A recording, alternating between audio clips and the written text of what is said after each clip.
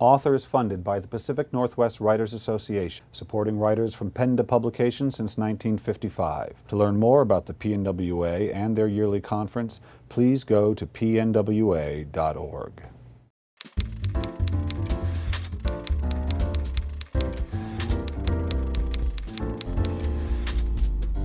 Hi, this is Bill Kenower of Author Magazine, and tonight I'm at Elliott Bay Book Company in Seattle, Washington with Kathryn Ma, Author of the Year. She left us. Kathryn, welcome to Author. Thank you so much for having me. Can you remember when you recognized story as being something that you were interested in, that it mattered to you somehow? I have no specific memory, but it must be from a very early age because I was one of those kids who always had my nose in a book, just an avid reader. I remember being captivated by mythology, by the Greek myths. I remember reading from a very early age. So I think the notion of a story carrying me through and also having some underlying purpose or some underlying meaning must have meant something to me at a very early age. So then there was the decision at some point to try and do it professionally, to try and do it regularly, to try and tell stories yourself. Can you remember when that became a reality for you, that you thought, I'm going to try going down that road? Or had you always been writing in your journal and writing poems and stories? I came to writing intentional writing.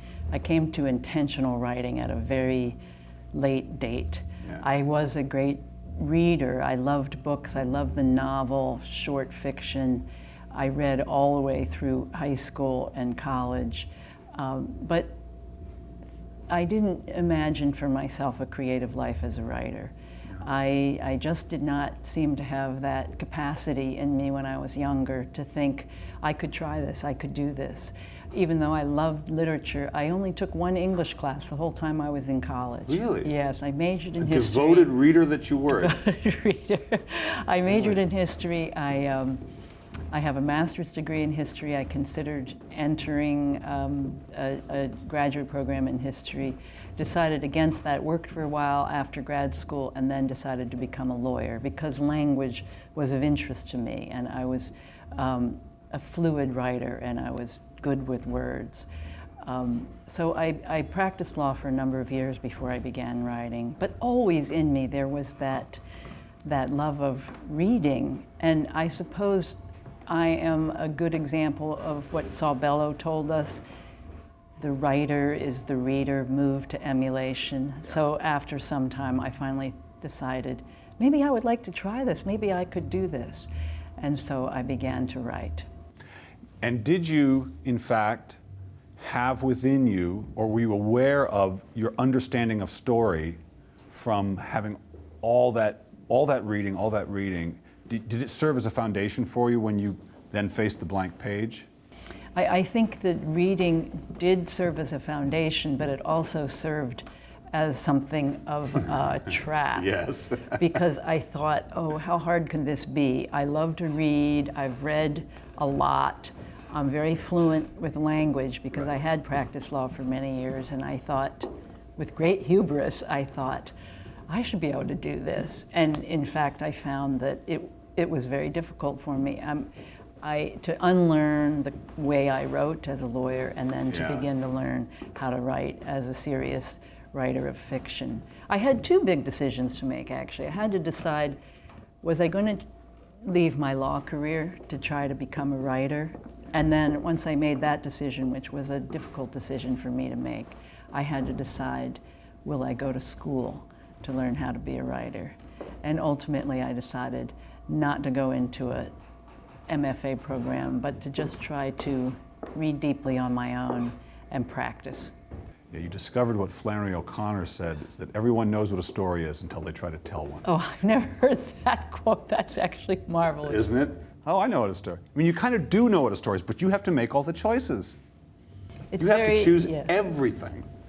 I think whether you're writing a short story or a novel, it's actually a very constructed thing. And as you say, it is something made with intention, made with purpose, not necessarily with clarity in the beginning. For me, I think writing is so much about revision, but one has to approach it in a kind of contract with oneself that you're really going to create the whole. And so you took the route, which is sort of the traditional literary writer's route of it, from what I understand, is you dove into short stories and you wrote and published a bunch of those, published a collection. But then we've published your first novel. Was this your first written novel? An astute It question. was. It was not. Okay, all right. An astute question.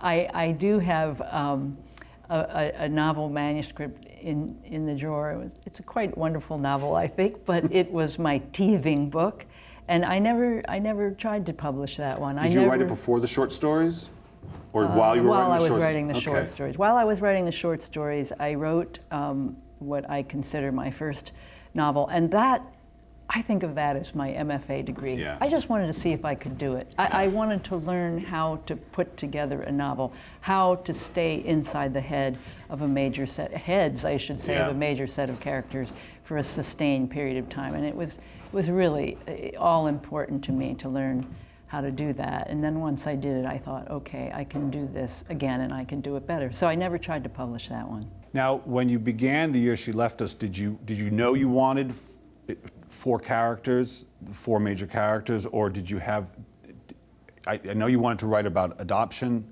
and you wanted to write about women and their professional lives, but did you know that part of the structure, or did that just organically grow that way?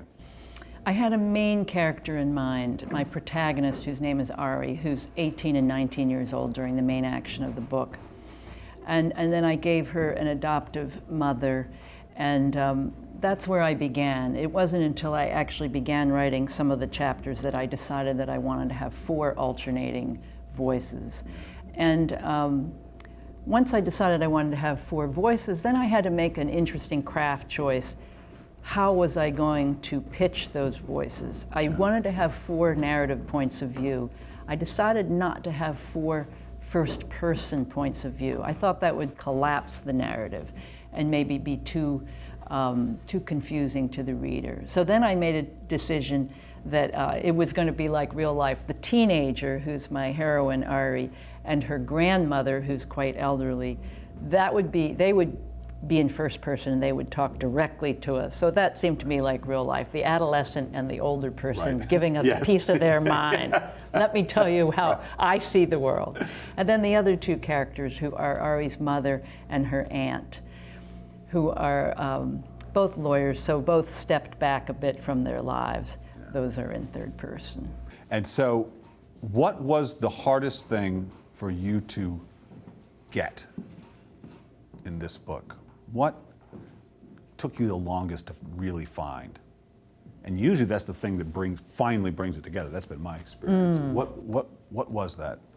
I think about 2/3 of the way into the book, I needed to really deepen the emotional content of these multiple relationships that I had set up. Yeah. The beginning of the book came fairly easily once I knew I wanted to have four main characters. Ends gather strength and power for me without a lot of effort. It's the middle, but particularly the late middle of the book, that I find challenging. And so I worked very hard on that. I had wonderful guidance from my editor, and I'm feeling really good about the work that we did there, because now I feel that it moves toward this emotionally profound ending, but it doesn't bog down. That's often a place in a book where you maybe feel the gears grinding a little noisily, and I worked hard to try to make that seamless. So I have one more question for you now. And what I'd like you to do is finish this sentence for me. If writing has taught me anything, it has taught me what? If writing has taught me anything, it's taught me to persist. Persist. I think you were a persister even before you were writing, though. If I had to guess. Is that true or not? Yes, I was a persister. I think that has so much to do with my parents. But and there's another my level to it, marvelous- isn't there, with writing? The difference is when one persists in a more conventional profession, there are signposts along the way. In writing, there are no signposts. There is only your faith in yourself and a desire, an urgency, that perfect dream that sooner or later is going to end up wreckage, but you still reach for it. And that's, I think, the hardest thing about writing, that many people find very daunting, and I certainly found it daunting for years. What if I put in all this effort and all this time and it doesn't get anywhere? But the not getting anywhere is the exciting part of it. That's where the creativity comes in. And it's true that the journey is more life-giving, I think, than the goal.